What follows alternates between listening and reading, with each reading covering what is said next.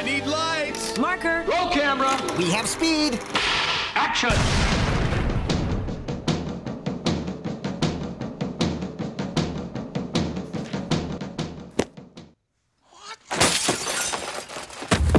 Whole time you're rooting for this Hemingway guy to survive the war and to be with the woman that he loves. It's 4 o'clock in the morning. Can't somebody say, hey, let's have a good ending to the story? I can't apologize. You know what I will do? I will apologize on behalf of Ernest Hemingway, because that's who's to blame here. Yeah, have Ernest Hemingway call us and apologize to us, too.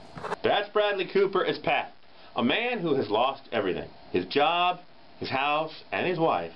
After catching her in the shower with a colleague and beating him within an inch of his life, he accepted a plea bargain, went into a mental hospital for his anger issues, and discovered while he was in there that he actually has been suffering from some mental illness for quite some time. But now he's out, ready to kickstart his life, looking on the positive side, and hoping to reconnect with his wife, who he's separated from, in the new movie, Linings Playbook. Now, his parents are excited to see him, but also worried. And his dad, played by Robert De Niro, really wants him to join in watching on Sundays football and rooting for the Philadelphia Eagles, because his dad is gambling and betting on the Eagles, and that's his primary function of income. And he believes that his son is a good luck charm. Well, as I said, Pat is only interested in one thing: being on the positive side and reconnecting with his wife, which is a problem because there's a restraining order, so he can't really get near her.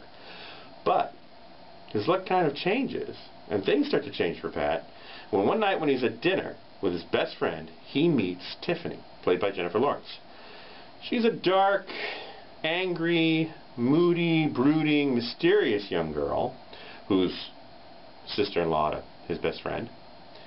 And Pat and her, well, I wouldn't say they hit it off, but she seems intrigued by Pat's recent history with anger and being in a mental health hospital. And she herself has her own dark demons. They're drawn to each other. There's a connection there. Awkward, yes. Weird, definitely. But still a connection. So, she wants something from Pat. Friendship. He, uneasy. She also wants a dance partner, because she wants to enter in a dance contest. She doesn't have a lot of friends. Really nobody. She wants Pat. Well, Pat's reluctant, but she comes up with a plan to get Pat interested, to be her dance partner. And along the way, maybe these two will actually be good for each other. I think you're really pretty, but I'm married, okay? So am I. No, that's confusing. He's dead. Wait, what's happening?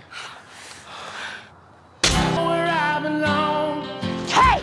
Oh, what the hell? I just want us to be friends. So how did you lose your job? By having sex with everybody in the office. Everybody? I was very depressed after Tommy died. We don't have to talk about it. Thanks. How many were there? Don't let Tiffany get you in trouble. She's my friend. Why would you say that? There's this dance thing. I can only do it if I have a partner. Oh, I'm not gonna dance with you. So is this the girl you wrote about? You wrote about me? She's fine. She is my friend with an F. A capital F. She's fine. For friend. Let me tell you, you gotta pay attention to the signs. When life reaches out with a moment like this, it's a sin if you don't reach back. I'm telling you, it's a sin if you don't reach back. Linings Playbook is a romantic comedy drama, a dramedy if you will, that benefits from a stellar cast and some very funny scenes and funny dialogue. Now, this is a quirky comedy that really does have some gem scenes, especially the dinner sequence, where Bradley Cooper's character just can't help but immediately ask the wrong questions, even when he's told, hey, don't bring the subject up. He brings it up anyways. It's hilarious, and he does it so wonderfully. Let's talk a little bit about Bradley Cooper. This is hands down his best role. This character, Pat, deeper, there's more going on there, up here and in here, more emotional. He's graduated from just playing the sneaky fiancé or the good-looking womanizer go-to guy like in the A-Team. This is a fully rounded character for him, and he's up to the challenge. Nice job.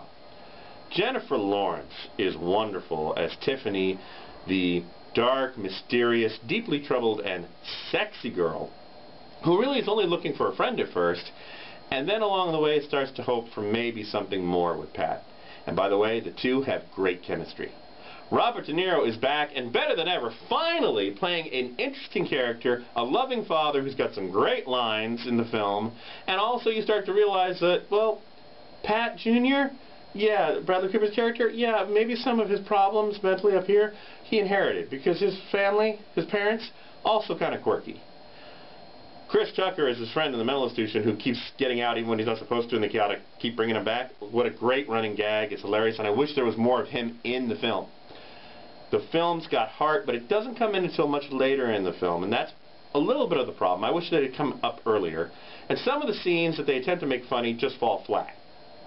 Also, the first 25 minutes is kind of a bear to sit through because it's loud, it's boisterous, you're not really sure what's going on with the Bradley Cooper character. You're not really engaged yet, and all the characters being so quirky and so odd start to turn you off, but if you just stay with it, you're going to find yourself rooting for Pat and Tiffany and their dance routine and their relationship and their friendship, and you're going to find yourself enjoying one of the better romantic comedies of the year.